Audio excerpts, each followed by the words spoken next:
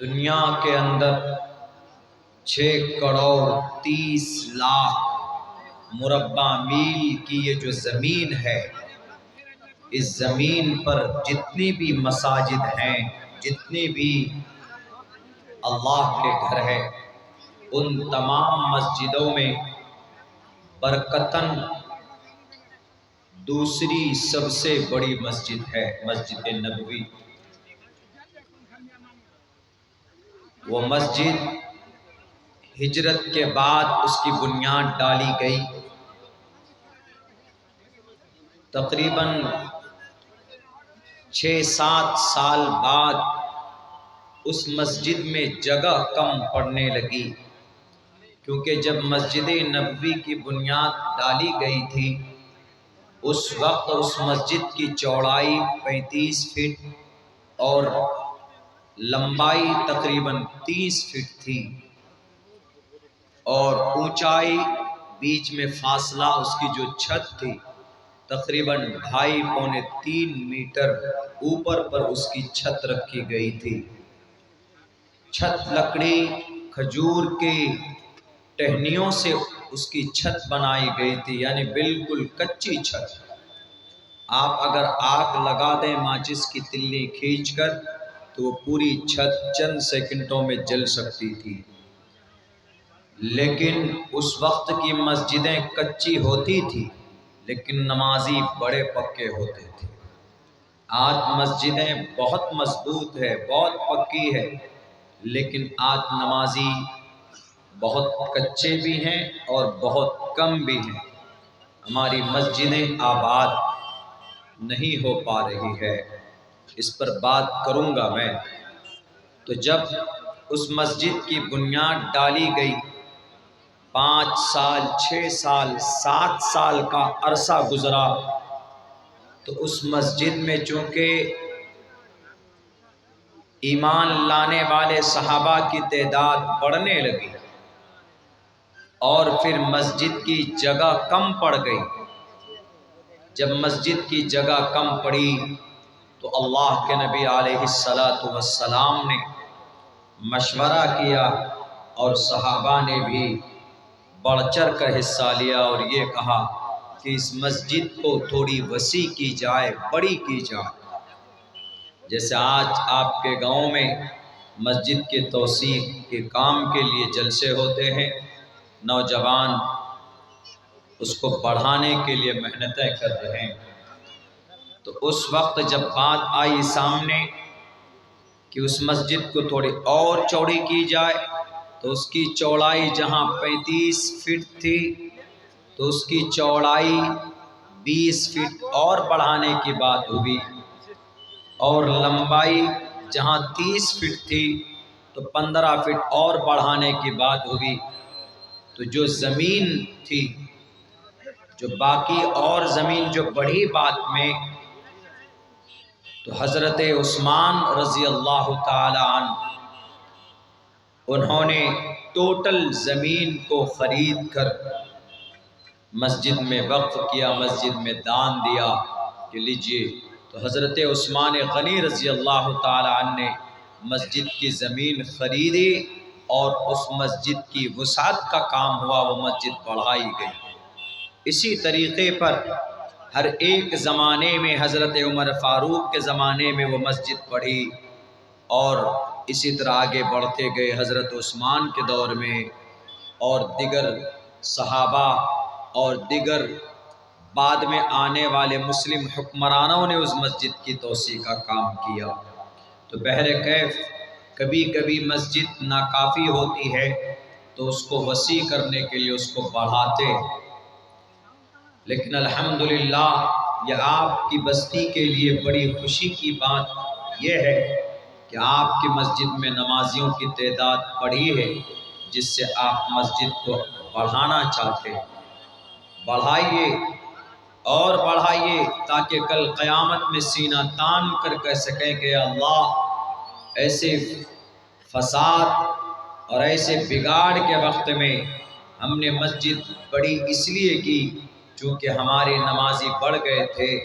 تو یہ آپ کا عمل، آپ کی مسجد کے اندر توسیع کا کام یہ کل قیامت میں ممکن ہے، اگر آپ کی نیت صحیح ہو تو یہ نجات کا ذریعہ بھی آپ کے لیے بن سکتا ہے۔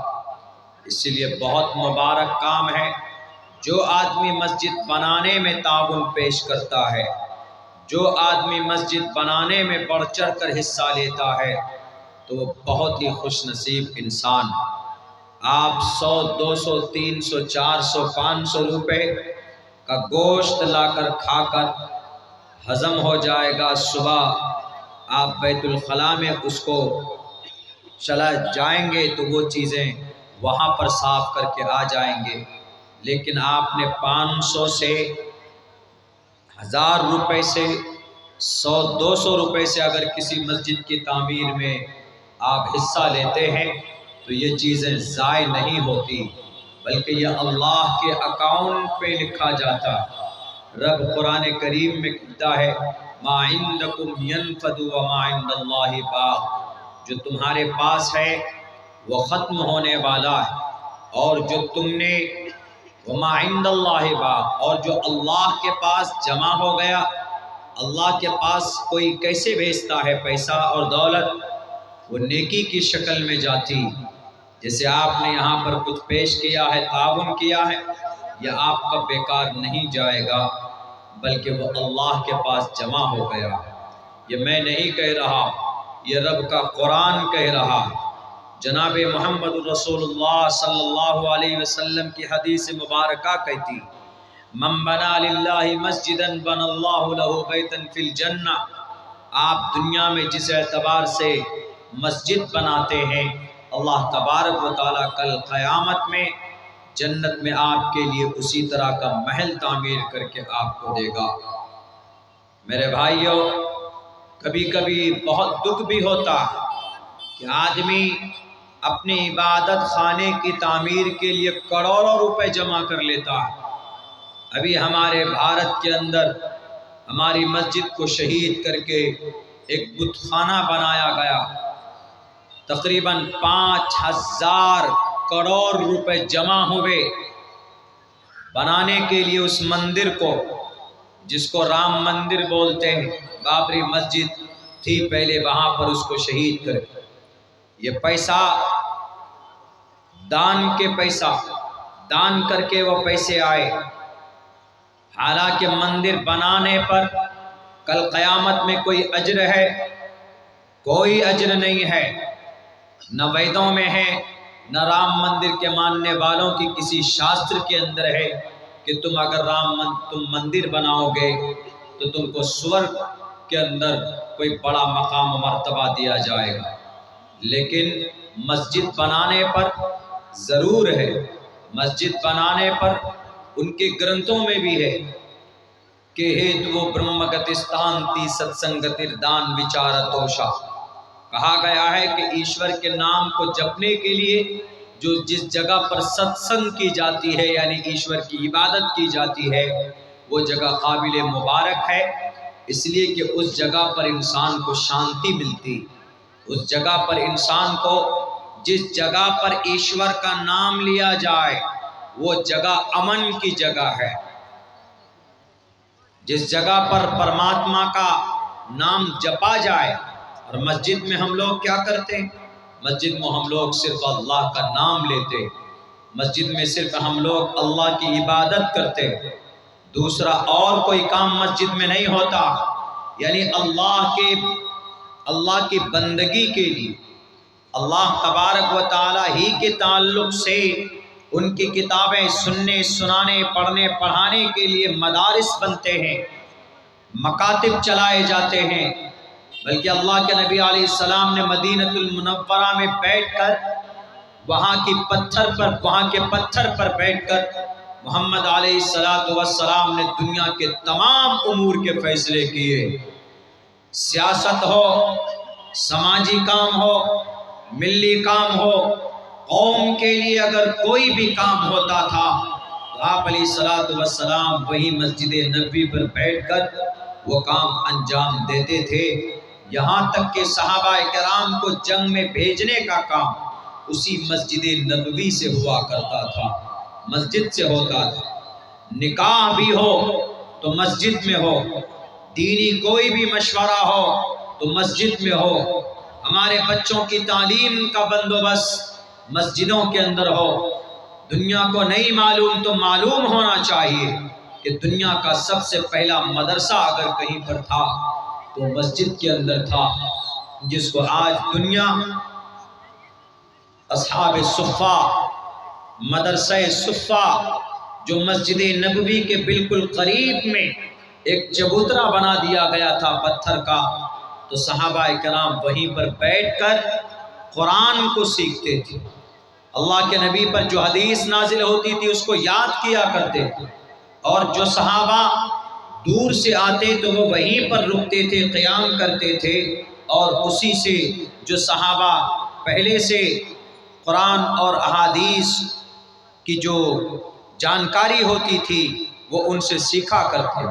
آج ہم لوگ مسجد سے الگ ہو گئے، آج صرف اذان ہو تو مسجد میں وہی 10-5 لوگ پہنچتے ہیں نماز پڑھنے کے لیے، باقی مسلم نوجوان، مسلم ہمارے سماج کا ایک بڑا طبقہ مسجد سے بالکل الگ تھلگ رہتا، جس کی بنیاد پر مسجد، اگر آپ مسجد کو آباد نہیں کریں گے، نمازیوں کی تعداد نہیں بڑھے گی، تو آپ کیا سمجھتے ہیں کہ وہ مسجد آپ کے لیے خیر کا ذریعہ بنیں گی؟ جب مسجدیں آباد نہیں ہوتی ہے تو مسجد کے دل سے پوچھو، ان کے دل سے ہو سکتا ہے آپ کے تباہی اور بربادی کے لیے کوئی آہ نکلتی۔ میرے بھائیوں، دنیا کے اندر 4 مسجد کا چرچا میں کروں گا آپ کے سامنے، جن میں سے 2 مسجد ہیں جو محفوظ، باقی 2 مسجد ایسی ہے جو اتنی رو رہی ہے، اذان کی آواز کے لیے ترس رہی ہے، اور کوئی ایمان والا اس کو بچانے والا نہیں ہے۔ جہاں اذان کی آواز ہوتی تھی وہاں پر آج بت پرستی کے سانگ بجتے ہیں، گانے بجتے۔ مسجد نبوی، مسجد حرام، اللہ نے ان کو محفوظ رکھا، کوئی نہیں پہنچ سکتا، یہاں تک کہ دنیا کا سب سے بڑا فتنہ دجال اس دھرتی پر آئے گا، وہ پوری دنیا کو تباہ و برباد کرے گا، لیکن وہ ان دونوں شہروں میں پہنچ نہیں سکتا ہے۔ مسجد حرام کو، مسجد حرام کا مطلب مبارک مسجد، بہت ہی قابل احترام والی مسجد، دنیا کے اندر سب سے مبارک اور محترم کوئی مسجد ہے تو مسجد حرام، دوسرے نمبر پر مسجد نبوی مدینۃ المنورہ شہر مدینہ میں، تیسری مسجد مسجد اقصی۔ تعمیری کام کے اعتبار سے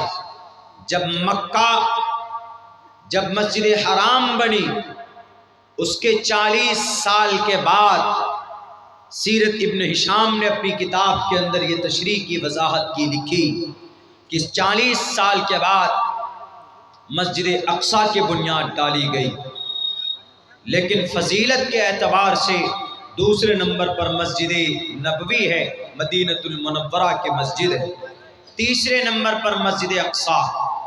آج 1967 سے لے کر آج تک مسجد اقصی یہودیوں کے قبضے میں۔ چوتھی مسجد قرطبہ کی جامع مسجد ہے، اندلس، اسپین، قرطبہ کی جامع مسجد بہت پرانی مسجد ہے، آپ کو شاید پتہ نہ ہو، 784 یا 85 عیسوی میں اس مسجد کی بنیاد رکھی تھی عبد الرحمن الاول بادشاہ نے، لیکن آج وہ بھی مسجد یہودیوں کے قبضے میں ہے۔ اس مسجد کو گرجا گھر بنا دیا، یعنی اس مسجد میں اذان نہیں ہوتی، اس مسجد میں 5 وقت کی نماز نہیں ہوتی، نہ مسجد اقصی میں، مسجد اقصی کے کونے میں کہا گیا ہے ان یہودیوں نے، اس ظالم اسرائیل کے اندر بسنے والے نتن یاہو کے ان چیلوں نے اس مسجد کو اپنے نرغے میں لے رکھا۔ 1967 سے لے کر آج تک وہ مسجد یہودیوں کے قبضے میں۔ ہماری مسجدیں کیوں چھینی جا رہی؟ بھارت کے اندر یہ اتر پردیش کا لال بجکر، اس کو کچھ نظر نہیں آتا، کچھ نہیں دکھتا ہے، جب دیکھتا ہے کہ ہماری کرسی ٹوٹنے والی ہے تو وہ بلڈوزر پھینک کسی نہ کسی مسجد کو توڑنے کی بات کرتا ہے، کچھ نوجوانوں کو اگر کر دیتا ہے۔ انہیں پتا ہونا چاہیے لال بھجکر صاحب کو کہ لال بھجکر صاحب مسجد کسی مسلمان کی نہیں ہے، مسجد اللہ کا گھر ہے۔ جس جگہ پر جو زمین مسجد کی ہے وہ اللہ کی ہو جاتی ہے، اور اللہ کو پوری دنیا میں سب سے مبارک اور پسندیدہ کوئی جگہ ہے تو وہ صرف مسجد ہے۔ ان احب البلاد الی اللہ مساجدها، تمام شہروں میں، تمام جگہوں میں، بلکہ روئے زمین پر رب کو اگر کوئی جگہ پسند ہے تو وہ مسجد، اور سب سے زیادہ ناپسند کوئی جگہ ہے اللہ کو تو مارکیٹ ہے اور بازار ہے، جہاں پر ہم لوگ اپنا مبارک اور اپنا قیمتی وقت ضائع کر دیتے۔ میرے بھائیوں، اس کو پتہ ہونا چاہیے کہ یہ جو مسجد ہے یہ اللہ کا ہے۔ جس دن مسجد بنانے کے لیے کسی بندے نے زمین مسجد کے نام کی، وہ زمین وقف ہو گئی۔ وہ زمین وقف کا مطلب ڈونیٹ کر دینا، قربان کر دینا، کس کے لیے؟ اللہ کے لیے۔ مسجد ہے تو اللہ کے لیے، یا اگر کوئی زمین کسی مدرسے کے لیے، کسی مکتب کے لیے دے دی گئی تو وہ اللہ کے مخلوق کے لیے، اللہ کے بندوں کے فائدے کے لیے۔ انہی وقف کی پراپرٹی انہی کو بولا جاتا، جو مسجد ہے وہ وقف کی پراپرٹی ہے۔ اور ہمارے بھارت کے اندر جو زمین وقف کی گئی ہے، یعنی ہمارے پوروج نے، بادشاہوں نے، مالداروں نے جو ہمارے ہندوستان میں جو زمین وقف کیے ہیں، پتہ ہے ان کی کتنی تعداد ہے، کتنے ایکڑ میں ہے؟ 9.5 لاکھ ایکڑ زمین وقف کی ہے بھارت کے اندر۔ 9.5 لاکھ ایکڑ زمین، 9 ایکڑ نہیں، 900 ایکڑ نہیں، 9000 ایکڑ نہیں، 9.5 لاکھ ایکڑ زمین وقف کی ہے، یعنی اللہ کے نام پر لوگوں نے وقف کیے ہیں۔ انہی زمین کو ہڑپنے کے لیے، انہی زمین پر ناجائز تسلط جمانے کے لیے، انہی زمین پر ناجائز قبضہ کرنے کے لیے mister prime minister mister Modi ji نے ایک نیا سنشودھن لانے کی بات کہی۔ یعنی ابھی اگر آپ کے ضلع کٹیہار میں کوئی وقف کی پراپرٹی ہے تو آپ کے ضلع کٹیہار میں جو وقف کی کمیٹی ہوگی تو اس زمین کا دیکھ بھال کرنے والا، تو وہ جو وقف کی کمیٹی کا ہیڈ ہے، متولی ہے، جو ممبران ہیں وہ ہوں گے، اور وہ ٹوٹل ممبران مسلمان ہوں گے۔ یہ ابھی تک تھا، لیکن جب یہ قانون آئے گا تو آپ کے کٹیہار میں وہ جو وقف کے ٹیم کا جو سب سے بڑا سردار ہوگا وہ ڈی ایم ہوگا، اور 2 غیر مسلم ہوں گے اس کے ممبر۔ یعنی سنستھا ہماری، زمین ہماری، دیکھ بھال کرنے والے آپ کون ہوں گے جی؟ ڈی ایم کیوں ہوگا؟ اور 2 غیر مسلم ممبر کیوں ہوں گے؟ یہ بات سمجھ کے خلاف ہے۔ اسی کے لیے ہم لوگ پروٹیسٹ کر رہے ہیں، اسی کے لیے ہم لوگ احتجاج کر رہے ہیں کہ ہمیں یہ قانون پسند نہیں۔ جب زمین ہماری ہے، آپ کے گاؤں میں جو مسجد ہے، وہ جس نے بھی زمین دی یا دیں گے، وہ زمین مسجد کا متولی بیچ نہیں سکتا ہے، یا مسجد کے کام کے علاوہ دوسرے کام میں استعمال نہیں ہو سکتا ہے، چونکہ ایک چیز جب وقف ہو گئی اس کو نہیں بیچ سکتے۔ لیکن mister prime minister mister Modi اس کو بیچنا چاہتے، بیچا ہے۔ ممبئی کے اندر جو سب سے بڑا ادیوگپتی ہے امبانی صاحب، ان کی جو ڈپلیکیٹ جنت ہے انٹیلیا، 4000 اسکوائر فٹ پہ ہے، 21 کروڑ، ماتر 21 کروڑ، حالانکہ 21 کروڑ اس کے لیے کوئی بڑی رقم نہیں، 21 کروڑ روپے میں انہوں نے وہ زمین خریدی۔ جب تحقیق کی گئی پتہ یہ چلا کہ وہ وقف کی زمین ہے۔ وقف کی زمین کوئی نہ بیچ سکتا ہے نہ کوئی خرید سکتا۔ وقف کی زمین کو صرف قوم کی فلاح کے لیے، سماج کی ترقی کے لیے، اللہ کی عبادت کے لیے، اللہ کو راضی کرنے کے لیے استعمال کیا جا سکتا، اور کسی دوسرے یا تیسرے مقصد کے لیے نہیں ہو سکتا۔ لیکن اس کو 21 کروڑ روپے میں بیچا گیا، اور ابھی اس کا کیس کورٹ میں چل رہا۔ ایک آدمی کو خوش کرنے کے لیے قانون لایا، سوچا کہ یہ قانون آئے گا تو اس علاقے کا جو ڈی ایم ہوگا وہ فوراً کلین چٹ دے دے گا ڈپلیکیٹ کے جنت کے رکھوالے کو، اور اس کو کہا جائے گا کہ بھئی آج سے یہ زمین آپ کی ہے۔ میرے بھائیوں، وقف کی پراپرٹی کوئی نہیں بیچ سکتا۔ یقیناً ہمارے وقف کے ذمہ داروں سے کوئی نہ کوئی غلطی ہوئی، اور یقیناً ہوئی۔ اگر یہ وقف کی پراپرٹی کی صحیح دیکھ بھال کرتے لوگ، اس کا پیسہ صحیح استعمال میں ہوتا، تو آج آپ کو آپ کی مسجد بنانے کے لیے چندہ نہیں کرنا پڑتا۔ اتنا بڑا پروگرام کر کے، اتنی محنت کر کے، پیسہ اکٹھا کر کے آپ کو مسجد کی تعمیر کے لیے اتنی قد و کاوش نہیں کرنی پڑتی، کیونکہ وقف کی پراپرٹی کی اتنی آمدنی ہوتی کہ ہم مسجد کی زمین بھی خریدتے، اس میں عالی شان مسجد بھی بناتے، اس میں مکتب بھی بناتے، اس میں مدرسہ بھی بناتے۔ یہ سارے کام وقف کی پراپرٹی کی آمدنی سے ہوتا۔ آپ کہیں گے کہ مولانا اتنا پیسہ کیسے آتا؟ میں آنکڑا آپ کے سامنے رکھتا ہوں، پیش کرتا ہوں۔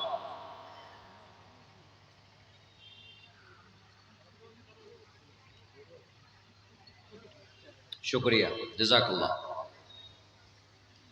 مہاراشٹرا میں 30% وہاں پر 1 لاکھ ایکڑ زمین مہاراشٹرا میں ہے وقف کی، ان میں سے 70,000 ایکڑ زمین ناجائز قبضہ ہے اس پر، یعنی وقف کے پاس نہیں، وقف کے پاس ماتر 30,000 ایکڑ زمین ہے۔ اس 30,000 ایکڑ زمین پہ جو کرائے پہ ٹاور لگا ہے نا، ٹاور، موبائل کا ٹاور، ریڈیو کا ٹاور، یہ سب، اس ٹاور سے جو کرایہ آتا ہے سالانہ، 30,000 ایکڑ زمین میں کہیں کہیں ہے، وہ پورے 30,000 زمین پر نہیں ہے لیکن کہیں کہیں پر ہے، تو اس سے جو پیسے آتے ہیں، 1 سال میں 10 کروڑ روپے کی آمدنی ہے صرف صوبہ مہاراشٹر میں وقف کی پراپرٹی۔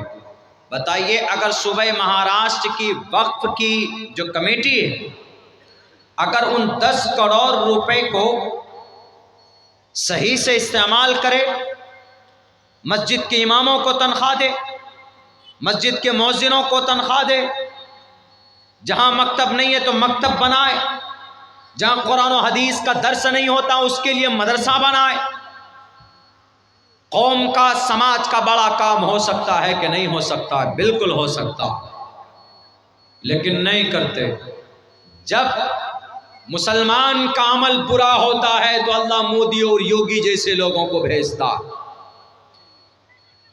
جب پوری دنیا کے مسلمان کا عمل گندا ہوتا ہے تو اللہ اسرائیل اور روس جیسا ظالموں کو مسلط کرتا ہے ارض فلسطین پر۔ پہلے لوگوں نے بے ایمانی کی۔ ایک گھر ہے، مثال کے طور پر آپ کی شہر کٹیہار میں وقف کا گھر ہے، بلڈنگ ہے، اس کا کرایہ اب سے 50 سال پہلے، اس گھر کا 50 سال پہلے 100 روپے رکھا گیا۔ 50 سال پہلے کا کرایہ آج 100 ہی روپے دیا جا رہا، حالانکہ اس کا موجودہ کرایہ 25,000 روپے ہو گیا۔ 25,000 روپے لیتا ہے کرایہ، کون؟ جو وقف کا ذمہ دار ہے، لیکن وقف کی رجسٹرڈ میں صرف 100 روپے لکھتا ہے۔ اللہ کا عذاب آئے گا کہ نہیں آئے؟ آپ کہیں گے کہ مولانا مسٹر مودی جی قانون لے کر آئے، ہم وروध کریں گے۔ ارے ہمارا عمل دعوت دیتا ہے ان کو قانون بنانے پر۔ اس کا منسٹر نے کیا کہا؟ مسلمانوں کے پاس جو 9.5 لاکھ ایکڑ زمین ہے، ان میں سالانہ جو انکم آنا چاہیے وہ 9.5 لاکھ ہزار کروڑ جمع ہونا چاہیے۔ ان کے حساب سے نہیں ہو رہا اتنا پیسہ جمع۔ اگر ہمارے ملک ہندوستان کی وقف کی پراپرٹی کی آمدنی کو جمع کیا جائے تو ہم بھارت کے اندر 10 دن تک پورے بھارت کے لوگوں کو بٹھا کر کھانا کھلا سکتے ہیں، اتنی آمدنی۔ لیکن ٹوٹل پیسہ امانت داری کے ساتھ ہم تک نہیں پہنچتا ہے، ٹوٹل پیسہ نہیں آ پا رہا۔ اسی وجہ سے جب آدمی کا عمل برا ہوتا ہے نا تو اللہ تبارک و تعالیٰ پھر مدد نہیں، اللہ تبارک و تعالیٰ پھر ظالموں کو مسلط کرتے۔ میرے بھائیوں، یہ زمانہ ہے اپنے عمل کو سدھارنے کا۔ ابھی تو 2 مسجد کی مثال میں نے آپ حضرات کے سامنے پیش کی۔ مسجد اقصی جس کی فضیلت، جس کا تذکرہ رب نے قرآن کریم کے اندر کیا اور یوں کہا ہے سبحان الذی اسری بعبدہ لیلا من المسجد الحرام الی المسجد الاقصی۔ مسجد اقصی، اس کے ارد گرد ہم نے برکت رکھی ہے۔ رب کہتا الذی بارکنا حولہ لنریہ من آیاتنا، ہماری نشانیاں ہیں، ہم نے مبارک بنایا اس مسجد کو، مسجد اقصی کو۔ لیکن آج مسجد اقصی کس کے قبضے میں ہے؟ یہودیوں کے قبضے میں۔ کتنے ہیں یہودی پوری دنیا میں؟ 1.5 کروڑ یہودی۔ مسلمان کتنا ہے پوری دنیا میں؟ 1.5-2 ارب مسلمان، یعنی مسلمانوں کا 1.25 حصہ نہیں ہے یہودی۔ لیکن یہودی آج اتنے طاقتور ہیں کہ انہوں نے دنیا کے ہر خطے میں اپنے ایجنٹ کو بیٹھا کے رکھا ہوا۔ ان کے پاس ایسے جاسوسی تنظیمیں، اگر آپ میں سے کسی کو مارنا ہو تو آپ کے گھر میں گھس کے مارے گا، آپ کو پتہ بھی نہیں چلے گا کہ مجھ کو کس نے مارا۔ یہ یہودی اتنے مضبوط ہو۔ 1967 سے لے کر بیت المقدس یہودیوں کے قبضے میں۔ اللہ کے نبی علیہ السلام نے 16 یا 17 مہینے اسی مسجد اقصی کے طرف رک کر کے آپ نے نماز ادا کی تھی۔ یہ وہی مسجد اقصی ہے جس کی بنیاد کے بارے میں کہا جاتا ہے کہ شروع کے اندر 2 مسجد کی بنیاد حضرت آدم علیہ السلام نے رکھی، ایک مسجد حرام، دوسری مسجد اقصی۔ مسجد حرام سے بنیاد رکھ کر جب وہ بیت المقدس ملک شام کی طرف آئے، ملک شام کی طرف، تو بیت المقدس کی بنیاد رکھی۔ اس کے بعد پھر حضرت یعقوب نے، اس کے بعد پھر حضرت داؤد نے، حضرت داؤد بناتے بناتے ان کا انتقال ہو گیا تو انہوں نے اپنے بیٹے حضرت سلیمان علیہ السلام نے باقی کا کام پورا کیا۔ اسی لیے حضرت سلیمان کے بارے میں یہ یہودیوں کا کہنا ہے کہ یہ مسجد اقصی ہیکل سلیمانی کو توڑ کر اس کی بنیاد رکھی گئی ہے۔ ہیکل سلیمانی کا مطلب حضرت سلیمان علیہ السلام کی محل، حضرت سلیمان علیہ السلام کا دربار، اس کو توڑ کر مسلمانوں نے اس پر بنیاد رکھی، یعنی محمد علیہ السلام کے ماننے والوں نے اس پر بنیاد رکھی ہے۔ اسی لیے یہودی اس پر مسجد اقصی پر قبضہ کیے ہوئے، وہ شہر یہودیوں کے نظر میں بھی قابل احترام ہے اور مسلمانوں کے بھی نظر میں قابل احترام ہے، اور نصارہ یعنی جو عیسائی ہیں ان کے نظر میں بھی قابل احترام۔ تینوں لوگ جھگڑ رہے، لیکن تاریخ کی کتابوں میں دیکھیں گے تو حضرت سلیمان علیہ السلام کا وہ ہیکل نہیں، وہ دربار نہیں تھا، بلکہ انہوں نے وہ مسجد وہاں پر بنائی تھی، اور پھر وہ مسجد بنی، بڑی مبارک مسجد بنی۔ 3 مسجدوں کے طرف کوئی ثواب کی نیت سے اگر سفر کرے تو سفر کیا جا سکتا ہے، زیارت کی نیت سے، ایک مسجد حرام کی طرف اور ایک مسجد نبوی کی طرف اور ایک مسجد اقصیٰ کی طرف۔ مسجد اقصیٰ فلسطین میں ہے، جس شہر میں مسجد اقصیٰ ہے اس شہر کا نام یروشلم ہے، اور اس شہر پر، اس مسجد پر یہودیوں کا بہت دن سے قبضہ ہے۔ لوگ اس پر نماز پڑھتے لیکن کبھی کبھی یہودی گولی بارود بھی کر دیتے، کبھی کبھی نماز میں گولی چلا دیتے، کبھی کوئی قرآن پڑھ رہا ہوتا ہے تو اس کے اوپر ظلم و زیادتی کرتے۔ وہاں پر ظلم و ستم کا بازار گرم ہے۔ البتہ یہ مسجد پہلے بھی یہودیوں اور نصرانیوں کے قبضے میں گئی، لیکن قربان جائیے ایک بڑے عظیم سپہ سالار سلطان صلاح الدین ایوبی نے یہ مسجد جب یہودیوں کے قبضے میں گئی تو 16 مرتبہ جنگ لڑی انہوں نے، سلطان صلاح الدین ایوبی نے 16 مرتبہ جنگ لڑی، تب جا کر مسجد اقصیٰ کو آزاد کیا اور کرایا 1100 عیسوی کے اندر، یعنی اب سے تقریباً 1000 یا 1100 سال پہلے کی بات۔ سلطان صلاح الدین ایوبی اس مسجد کو آزاد کرنے والے، اس مسجد کو فتح کرنے والے، اس سے پہلے حضرت عمر فاروق رضی اللہ تعالیٰ عنہ تھے۔ اس مسجد کو یہودیوں کے نرغے سے اور ان کے پادری اور ان کے وہاں اس وقت کے عیسائیوں کے نرغے سے چھڑانے والے عمر فاروق رضی اللہ تعالیٰ عنہ تھے۔ لیکن آج پھر یہودیوں کے قبضے میں، ہم کو نہیں لگتا ہے کہ اب شاید کوئی اس مسجد کو آباد کرا پائے گا، کوئی اس مسجد کو چھڑا پائے گا، اس لیے کہ بھارت کے اندر چھوٹی چھوٹی مسجد پر بلڈوزر چلا دیا جاتا ہے، کوئی اس کی آواز بلند کرنے والا نہیں ہوتا۔ مسجدوں میں تالے لگا دیے جاتے، تالا کھلوانے کی ہمت نہیں ہوتی، مدرسے بند کر دیے جاتے، اس پر کوئی بات کرنے والا نہیں ہوتا۔ بزدل بن گئے ہماری تنظیم کے لوگ، بزدل بن گئے ہم مسلمان، بزدل بن گئے ہمارے لیڈران۔ میں بات جھوٹی نہیں کر رہا ہوں، ابھی کچھ دنوں پہلے شہر ارریہ کا MP وہ کچھ اس طرح بیان دیتا ہے کہ اگر ارریہ میں رہنا ہوگا تو ہندو بن کر رہنا ہوگا۔ آج تک ان کے خلاف کوئی لیڈر کیس بک نہیں کرا پایا۔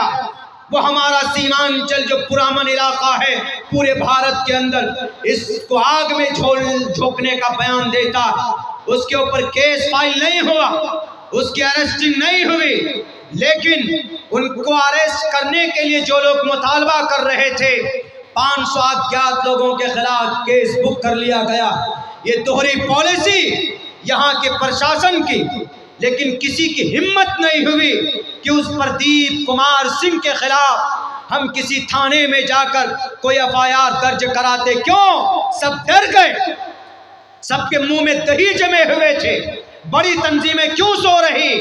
ہمارے سیمانچل جو بہت پرامن علاقہ ہے، پورے بھارت کے اندر غربت ضرور ہے، پسماندہ ضرور ہے، لیکن سیمانچل کے لوگ پرامن ہیں۔ ہمارے سیمانچل کے لوگ لڑائی پر وشواس نہیں رکھتے، ہمارے سیمانچل کے لوگ دنگا پر وشواس نہیں رکھتے۔ ہمارا سیمانچل کا نوجوان غریب ضرور ہے، لیکن ہاتھ میں تلوار لے کر کسی نہتھے کو مارتا نہیں ہے۔ MP صاحب، آپ کی جو نیت ہے ناپاک ہے، آپ کی سوچ ہے گھٹیا ہے۔ آپ پڑھے لکھے اگر ہیں تو آپ کو اپنے سوچ پر پچھتاوا ہونا چاہیے، اس لیے کہ صاف لفظوں میں شریمد بھگوت گیتا کے اندر کہا گیا کہ جو آدمی گرو گیانی ہوگا وہ کسی کو تکلیف دینے کے لیے کوئی بات نہیں کہے گا۔ بہرکیف یہ تو وہ ہیں، ان کو سمجھنا ہے کہ انہوں نے غلط کہا ہے کہ صحیح کہا، یعنی جو بولا ہے، جو غلطی کیا ہے اس کے اوپر کوئی اریسٹنگ نہیں، بلکہ Y+ سیکیورٹی دی گئی ہے ان کو۔ اور جو بیچارہ کہہ رہا ہے کہ جو اس طرح کا بھاشن دے رہا ہے لڑنے اور دنگا فساد کا، اس کو اریسٹ کرو تو ان معصوموں کو پکڑ کر ان کے خلاف FIR ہو رہی۔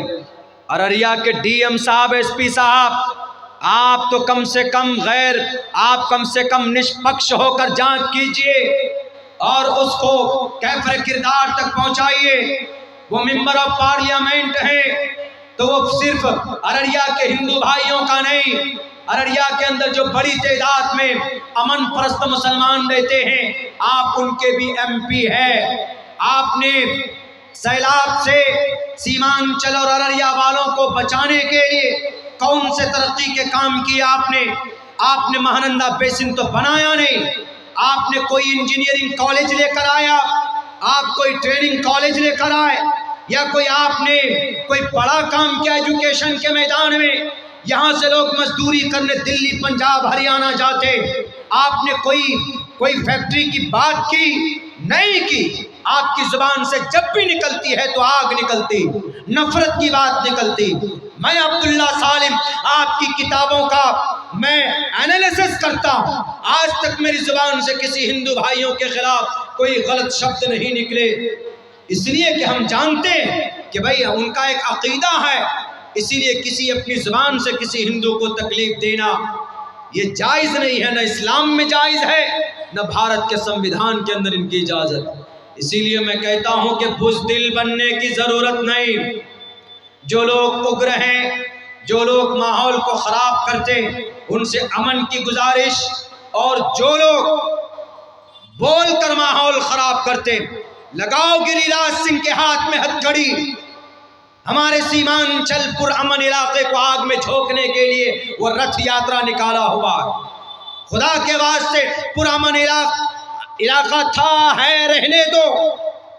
یہاں کے مسلمان چندہ کر کے اپنی مسجد بناتے، اپنے مدرسے چلاتے، تم سے بھیک نہیں مانگتے، محنت پسینے کی کمائی سے اپنی بیوی بال بچوں کی پرورش کرتے، تمہارے دربار پر نہیں جاتے بھیک مانگنے کے لیے، محنت کرنا جانتے ہیں یہاں کے لوگ۔ اس لیے خدا کے واسطے اس طرح کی باتیں بالکل نہیں ہونی چاہیے۔ بات یہاں چل رہی تھی کہ چونکہ جیسے مسجد اقصی ظالموں کے قبضے میں ہے، اس کو آزاد کرنے کے لیے بڑے مجاہد پیدا کیے، اللہ نے پیدا ہوئے۔ حضرت عمر فاروق کا نام سن کر صرف مسجد اقصی کی چابی دینے کے لیے جو پادری لوگ تھے وہ تیار ہو گئے۔ جب حضرت عمر بن عاص رضی اللہ تعالیٰ جو جرنیل تھے، جب لڑائی ہو رہی تھی، فلسطین کے اوپر جنگ ہو رہی تھی یہودیوں سے مسجد اقصی کو آزاد کرنے کے لیے، جب کچھ علاقوں کو فتح کر لیا تو حضرت عمر بن عاص نے پادری کے سامنے کہا کہ اے پادری سرنڈر کرو، چابیاں میرے حوالے کرو۔ کہا کیوں؟ کہا میں اس ملک کا فاتح ہوں، میں مسجد اقصی کا فاتح ہوں، فتح کرنے والا۔ تو پادری ہنسنے لگا۔ وہ جو جنریل تھا رومی سلطنت کا جنریل، رومی، وہ ہنسنے لگا۔ انہوں نے کہا کہ تم کبھی نہیں کر سکتے اس کو فتح۔ کہا کیوں؟ کہا کہ میری جو کتاب ہے، جو میرے پاس توریت ہے، اس توریت میں صاف لکھا ہوا ہے کہ جو آدمی یہ مسجد اقصی کو فتح کرے گا اس کے نام میں 3 شبد ہوں گے۔ اس کا نام عمر ہوگا، عمر۔ تمہارا نام تو عمر بن عاص ہے، اس کا نام عمر ہوگا۔ عمر اور عمر میں فرق ہے، عمر میں 3 ورڈ ہے اور عمر میں 4 ورڈ ہے، اس لیے کہ عمر را کے بعد واو بھی ہے، اسی لیے عمر بولتے، لکھنے میں دکھنے میں ایک لگے گا لیکن واو بھی ہوتا۔ تو انہوں نے کہا کہ میں نے توریت میں پڑھا ہے کہ جو مسجد اقصی کا فاتح ہوگا اس کا نام عمر ہوگا۔ تمہارا نام تو عمر ہے، اسی لیے میں ہنس رہا ہوں۔ تم جو بولتے ہو نا کہ میں فاتح ہوں، تم فاتح نہیں ہو۔ ہمارے کتاب کے حوالے سے فاتح تو عمر نام کا شخص ہوگا، اور میں جانتا ہوں کہ عمر، حضرت عمر، تمہارے حضرت عمر خلیفہ ہیں، امیر المؤمنین ہے، اور وہ اپنی جگہ پہ ہیں۔ ہم چابی تم کو نہیں دے سکتے، اگر تمہارے عمر آ جائیں تو ہم ان کے ہاتھ میں چابی دیں گے۔ تو حضرت ابو عبیدہ نے فوراً خط لکھا حضرت عمر فاروق رضی اللہ تعالیٰ عنہ، یہ کہا کہ اے امیر المؤمنین، آپ آئیں گے تبھی یہ مسجد آپ ہمارے قبضے میں آئے گی، ورنہ نہیں۔ کہا کہ اچھا ٹھیک ہے، کوئی بات نہیں۔ لمبا سفر تھا، آپ نے ایک اونٹ لیا اور لمبے سفر کی وجہ سے آپ نے اپنے ایک غلام کو لیا۔ بہت مشہور ہے واقعہ، حضرت عمر فاروق رضی اللہ تعالیٰ عنہ چلے، کپڑا ویسے ہی، کپڑا کرتا جو پہنے ہوئے تھے اس میں پھٹے ہوئے تھے، ان کے کرتے پھٹے ہوئے تھے، پھٹا ہوا کرتا پیبند لگا ہوا تھا جگہ جگہ پر۔ آج سل کر کوئی کرتا یا کوئی کپڑا پہننا چاہتا ہے، کوئی نہیں پہننا چاہتا، کہے گا کہ عزت کا فالودہ نکل جائے گا۔ میں اکثر جگہوں میں لمبے سفر میں جاتا ہوں اپنی گاڑی سے، تو میں اکثر لنگی استعمال کرتا ہوں۔ کئی مرتبہ مجھے لوگوں نے کہا کہ مولانا کیوں لنگی پہن کر جاتے ہیں، آپ سے لوگ محبت کرتے ہیں تو کیا اتنی بے عزتی؟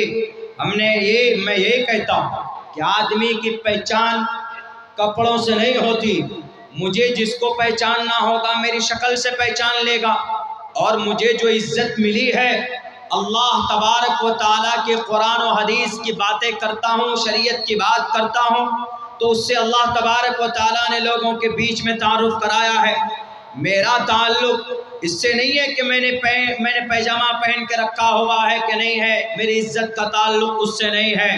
تو ہمارے فاروق رضی اللہ تعالیٰ عنہ ویسے ہی بہت کوئی خاص کپڑا نہیں، اونٹ پر بیٹھے، اور ان کے پاس جو غلام تھا اس غلام سے یوں بھی کہا عمر فاروق نے کہ اے میرے غلام، تم یہ مت سمجھنا کہ میں امیر المؤمنین ہوں تو اونٹ پر بیٹھ کر چلوں گا، تم پیدل چلو گے، ایسا نہیں ہے۔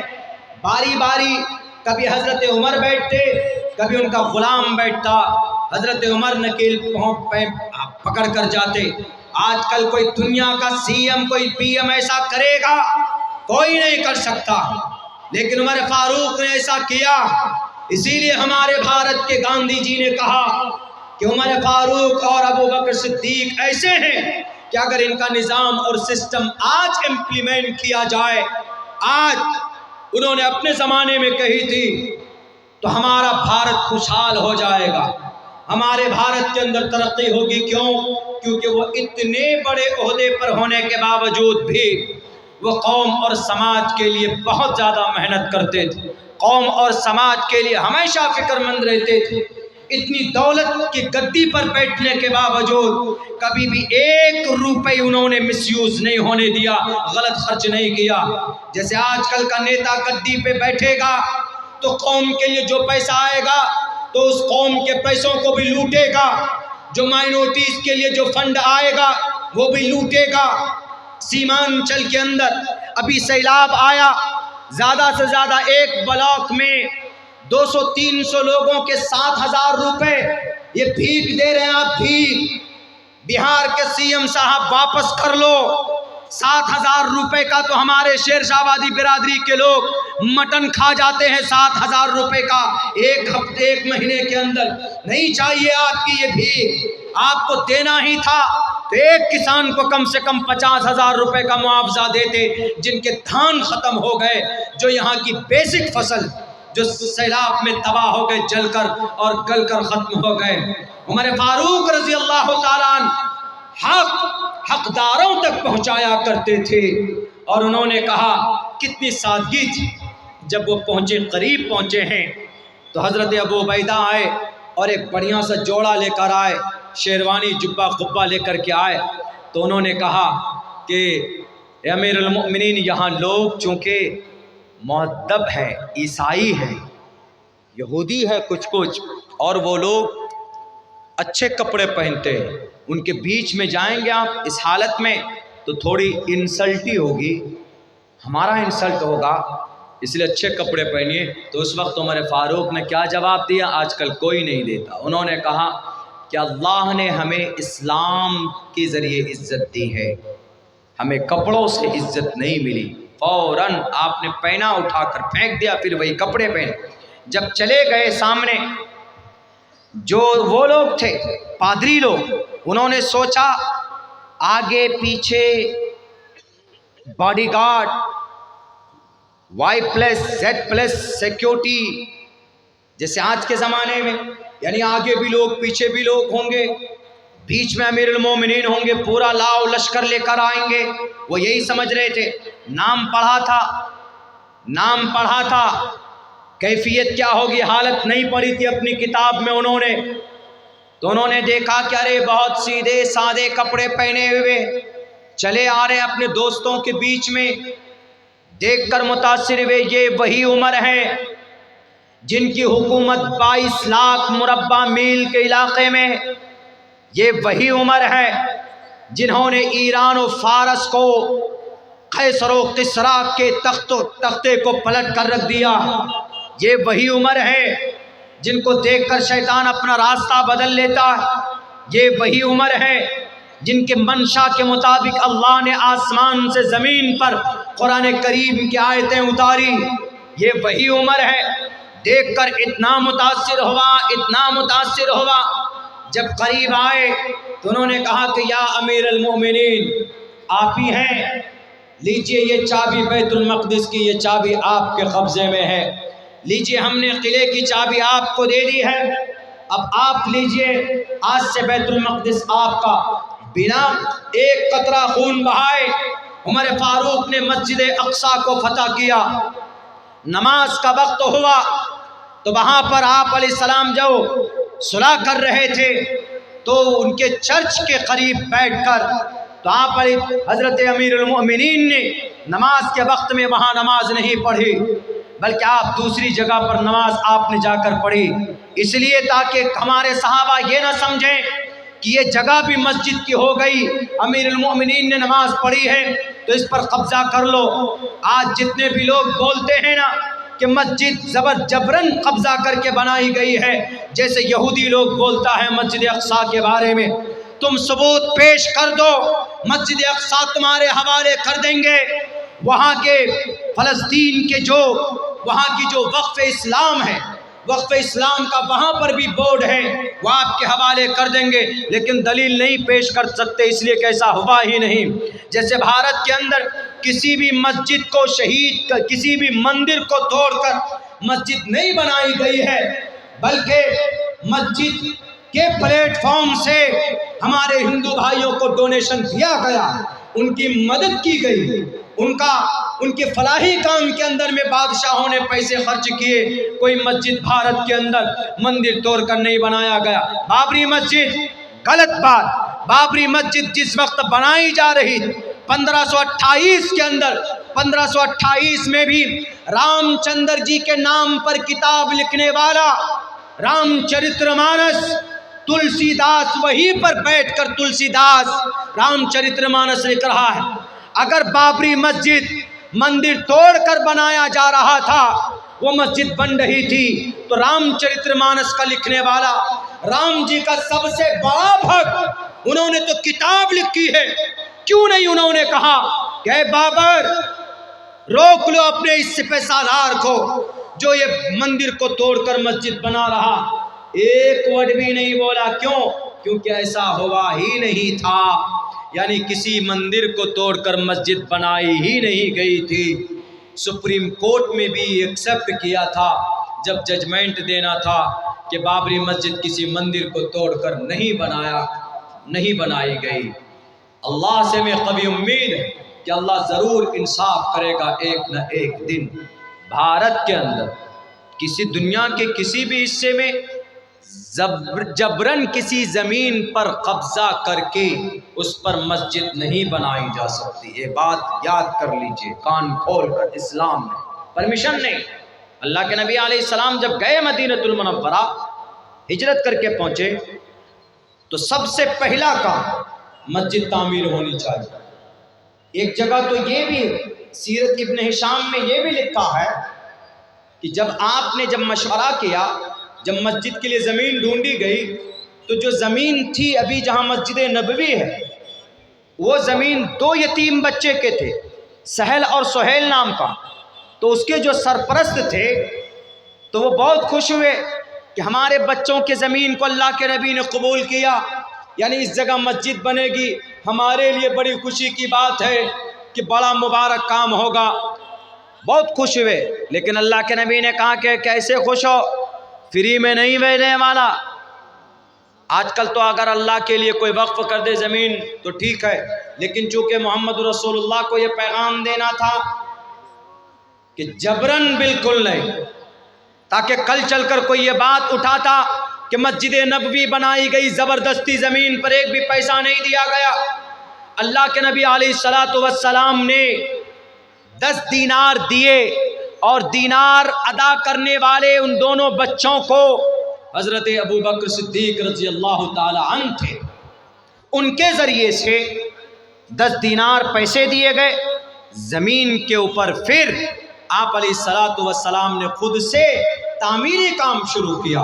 محمد علیہ السلام خود سے مٹی اٹھاتے، گارا اور پتھر، گارا مطلب کیچڑ، ادھر تو ہمارے طرف گھر نہیں بنتا، لیکن اتر پردیش چلے جائیں گے تو وہاں پر گھر بنتا ہے، گارے کا، مٹی اور پتھر کا، اینٹ کا، یہ سب کا گھر بناتے ہیں وہاں پہ۔ تو آپ علیہ الصلوۃ والسلام نے وہ جو وہی رقبہ میں نے کہا تھا کہ 35 فٹ چوڑا اور 30 فٹ لمبا، وہ جو مسجد نبوی بنائی گئی، وہ زمین آپ علیہ الصلوۃ والسلام نے خرید کر کے لیا، فری میں نہیں لیا تھا۔ اس سے صاف پتہ چلتا ہے کہ ہڑپ کی ہوئی مسجد کے زمین پر مسجد نہیں بن سکتی۔ گیان رکھیں گے تب نا، گیان تو رکھتے نہیں، اناپ شناپ بات بول دیتے۔ یہ ہمارے نبی کے بارے میں، آپ علیہ الصلوۃ والسلام کے بارے میں ابھی کیا بات چل رہی ہے؟ یہ مہاراشٹرا کے ایک رام گری مہاراج، انہوں نے کہا کہ محمد علیہ السلام تو الیاذ باللہ، جب تمہارے محمد علیہ السلام ایسے ہیں تو تم مسلمان کیسے ہوگے؟ انہوں نے ذکر کیا، ابھی برننگ ایشو بنا ہوا ہے مہاراشٹرا کے اندر۔ رام گری مہاراج نے کہا کہ جب تمہارے نبی ایک چھوٹی سی بچی سے، 6 سال کی بچی سے 50 سال کی عمر ہے محمد علیہ السلام کی، جناب محمد رسول اللہ کی، 50 سال کی عمر کا شخص 6 سال کی بچی چھوٹی، اس سے وواہ کر رہا ہے، نکاح کر رہا ہے، جب تمہارے لیڈر ایسے ظالم تو تم مسلمان کیسے ہوگے؟ یہ انہوں نے بھاشن دیا۔ ابھی 1-2 مہینہ پہلے کی بات ہے، جن کی اریسٹنگ کے لیے امتیاز جلیل صاحب جو مجلس اتحاد المسلمین کے MP تھے، تو وہ 17,000 گاڑی لے کر گئے پروٹیسٹ میں کہ ان کو پکڑو۔ پھر پتہ ہے کیا ہوا؟ اسی پر نہیں بس ہوا، اگر میں منچ سے کچھ بول دوں، کوئی ٹوپی داڑھی والا 1-2 بات ادھر ادھر کی بول دے تو فوراً جیل۔ ہوا ہے، ہمارے علماء گئے ہیں، ہمارے ڈاکٹرز گئے، ہمارے پروفیسر لوگ گئے۔ وہ رام گری مہاراج نے اتنا بڑا بھاشن دیا تو CM کیا کہتا ہے؟ CM مہاراشٹرا کا، وہاں کا CM یہ کہتا ہے، جو لوگ سوشل میڈیا میں دیکھے ہوں گے ان کو تو پتا ہے، جو لوگ سوشل میڈیا آپ لوگ نہیں ہے تو آپ لوگوں کو بتا رہا ہوں۔ انہوں نے یہ کہا، CM نے یہ کہا کہ ہمارے دھرم گرو کو کوئی ہاتھ نہیں لگا سکتا ہے۔ یہ سٹیٹمنٹ تھا ان کا، CM کا۔ ارے تمہارا دھرم گرو ہے ہی نہیں، وہ تمہارا جاہل گرو ہے، اس لیے کہ اس گرو کو نالج ہی نہیں ہے۔ جب اس سے انٹرویو لیا گیا، اس سے کہا گیا کہ ذرا آپ بتائیے گرو جی، آپ نے اتنی بڑی بات کیسے کہہ دی، اتنی غلط بات؟ تو پتہ گرو جی نے کیا کہا؟ گرو جی نے کہا کہ نہیں، میں نے غلط بات نہیں کہی، میں نے وہ بات کہی جو مسلمانوں کی کتاب میں ہے، ان کی حدیث کی کتاب میں ہے، ان کی سیرت کی کتاب میں ہے، ان کی ہسٹری کی کتاب میں ہے۔ یہ بات بالکل صحیح ہے، بات تو صحیح کہی، لیکن اس کو غلط معنی میں لے کر بولا، غلط معنی میں لے کر بولا۔ کیا آپ علیہ السلام نے 6 سال کی عمر میں اماں عائشہ سے نکاح کیا ہے اور 9 سال کی عمر میں آپ کی رخصتی ہوئی اماں عائشہ کو بیوی بنا کر لے کر گئے؟ یہ ہے معتبر روایات میں یہی ہے. لیکن آپ علیہ السلام کی عمر 50 سال ہے، بیوی 9 سال کی. How is it possible? کیسے ممکن ہو گیا؟ تو ان کو اعتراض اسی بات پہ ہے. تو ہم نے ان کو کہا، جواب دیا سوشل میڈیا کے پلیٹ فارم سے. ہم نے کہا کہ وہ گروجی دھارمک گروجی نہیں ہے، وہ نفرتی گرو ہے. جو آدمی دھارمک ہوگا، جو آدمی نالج فل ہوگا، جس آدمی کو گیان ہوگا، وہ کبھی بھی کسی کی دھرم کی بات کو لے کر اس کو ذلیل اور رسوا نہیں کرے گا. اس کو اگر سمجھائے گا بھی تو مہذب انداز میں، مثبت انداز میں. لیکن یہی بات ان کی کتاب میں اگر ہو تو ہم نے کہا کہ ہمارے نبی کے اوپر تھوکنے سے پہلے گروجی اپنی کتاب میں دیکھ لیجئے. آپ کی کتاب میں بھی ہے، تریشدشو دشورشا بھارگو وندین نگنکام ایکومشتی ورشا وا سپرا ورشا واپنویاد. 30 برس کا مرد 10 ورشا 10 برس کی لڑکی سے وواہ کر سکتا ہے، ایسی لڑکی سے جس کو حیض کا خون نہ آیا ہو، یعنی اس کو ماہواری نہ آئی ہو. اور بھی نیچے آئیے، نیچے والے لائن میں لکھا ہے ایکومشتی. ایکومشتی 21 کو بولتے، ایکا دشا 11 کو بولتے، دوے دشا 12 کو، تریو دشا 13 کو، چتر دشا 14 کو، پنچا دشا 15 کو، شو دشا 16 کو، سپتا دشا 17 کو، اشٹو دشا 18 کو، نو دشا 19 کو، اور ومشتی 20 کو. اسی ومشتی 20 کے ساتھ ایک لگائیے. سنسکرت میں ایک کو ایکا، ایک کو ایکم بولتے. ایکا دشا ایک ومشتی، ایک تریوشتی، ایک چترشتی، ایک پنچاشتی، 51 ایسے جائے گا. یہ سنسکرت کے گنتی ہے، ایسی گنتے سنسکرت میں. ایکومشتی ورشا 21 برس کا مرد لڑکا، واسپرا 7 سال کی بچی سے وواہ کر سکتا ہے. کہاں لکھا ہے؟ مہابھارت کا یہ منتر ہے، مہابھارت میں لکھا. آپ کو اگر نبی کی ذات پر اعتراض ہے کہ 6 سال کی عمر کی بچی سے وواہ کیسے کیا، 9 سال کی عمر کی رخصتی میں بیوی بنائے، تو مہابھارت کے اس منتر میں بھی ہونا چاہیے. یہاں پر بھی تو وہی بات ہے نا کہ تریشدشو 30 برس کا مرد 10 برشا 10 سال کی بچی بھی تو نابالغ ہوتی ہے نا. بھارت کے اندر میں بچی کب بالغ ہوتی؟ لڑکی اسلام کی نظر میں 12 سال کی عمر میں، بھارت کے قانون میں 18 سال کی عمر میں. لڑکا کب بالغ ہوتا ہے؟ 14 سال کی عمر کے بعد اسلام کی نظر میں، شریعت میں. لیکن بھارت کے سمویدھان میں 21 سال کے بعد. لیکن آج کل کا لڑکا تو 10 سال میں بالغ ہو جاتا ہے، موبائل لے کے، موبائل دیکھ کر کے وہ ٹائم سے پہلے بالغ ہو جاتے. الٹی سیدھی حرکتیں کرتے، پھر شادی اس کے ماں باپ کرا کے نہیں دیتے تو چپ چاپ اپنی سیٹنگ کو لے کے بھاگ جاتے اور جا کر کسی کورٹ میں شادی کر لیتے. ماں باپ کہاں جی؟ پتہ نہیں. ماں باپ سے بھی بغاوت کر کر جا کے شادی کر لیتے. اور سماج کی بیٹیاں بھی ایسی کر رہی، ہماری سماج کی لڑکیاں. اس تعلق سے بہت باتیں ہوتی ہوئی آ رہی ہیں اور لوگ کرتے. میں اتنا کہوں گا، وقت سے پہلے بالغ مت ہو، بہت خطرہ ہے، عورت کے لیے، لڑکی کے لیے بھی، لڑکے کے لیے. پہلی بات تو تم کو ایک نشہ، ایک ہوس کے چکر میں اتنے بڑے بڑے گناہ ہو جاتے ہیں، زندگی خراب ہو جاتی. نیپال کی ایک لڑکی ہے، بنگلور کے اندر نوکری کرتی، شادی شدہ لڑکی، عورت، زیادہ عمر کی نہیں، اپنے شوہر کو چھوڑ کر اپنے بوائے فرینڈ کے ساتھ رہنے لگی. بوائے فرینڈ مطلب لڑکا دوست. ہوس پورا ہوا، 60 ٹکڑے کر کے فریج کے اندر اس کو ڈالا، 60 ٹکڑے کر کے فریج کے اندر ڈالا اس کو.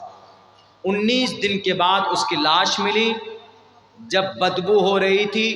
اور مارنے والا لڑکا اڑیسہ کا تھا، اور مارنے والا لڑکا لڑکی کا بوائے فرینڈ، دوست، جس کے لیے بولتے تھے you are my life, you are my Raj Kumar, وہ بھی بولتا ہوگا تم ہماری زندگی کی سب کچھ، اس طرح کے ڈائلاگ۔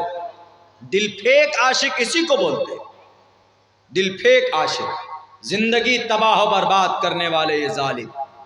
بہرکہ یہ کبھی نہیں ہونا چاہیے۔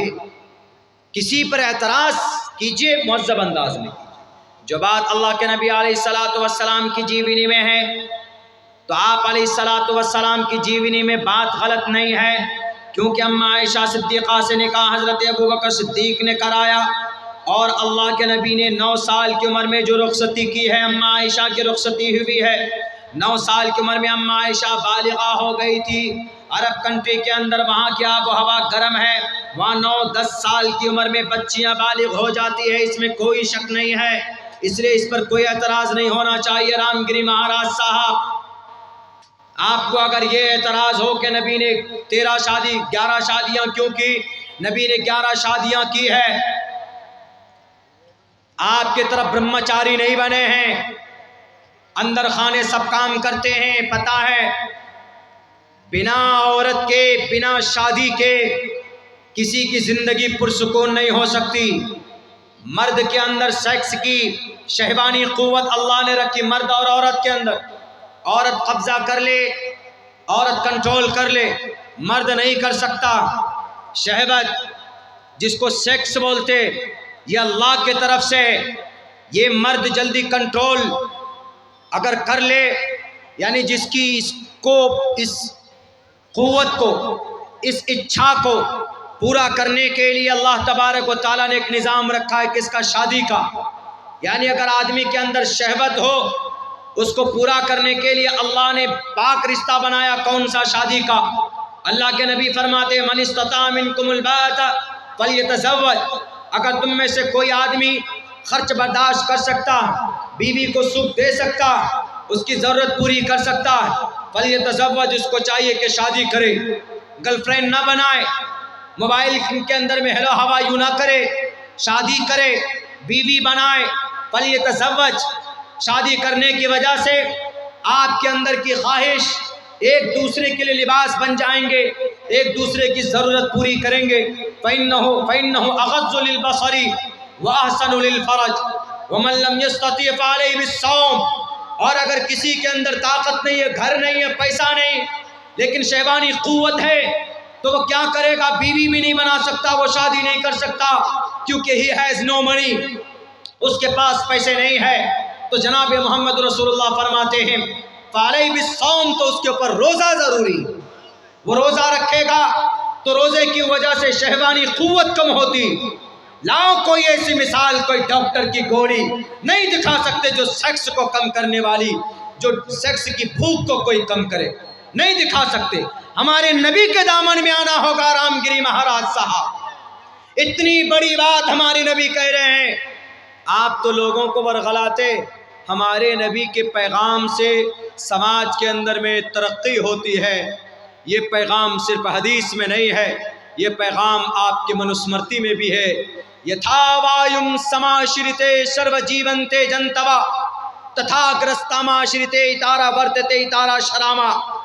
اے نوجوانوں، جس طرح زندگی کے لیے ہوا ضروری ہے، ویسے ہی لائف کے لیے شادی ضروری۔ Having a happy life in the form of wife، بیوی کے ذریعے سے ہی خوشحال زندگی ہو سکتی ہے اور سماج کا نرمان ہو سکتا ہے۔ بہرکہ تو ہم نے یہ کہا کہ غلط فہمی کی بنیاد پر مجرم بنا دیا گیا اس قوم کو، ہماری مسجد کو، ہماری نبی کی سیرت و سنت کو، جرم کی تمام تر آروپ لگا دیے گئے۔ وقت چونکہ ابھی کچھ دنوں پہلے جو مجھے چوٹ لگی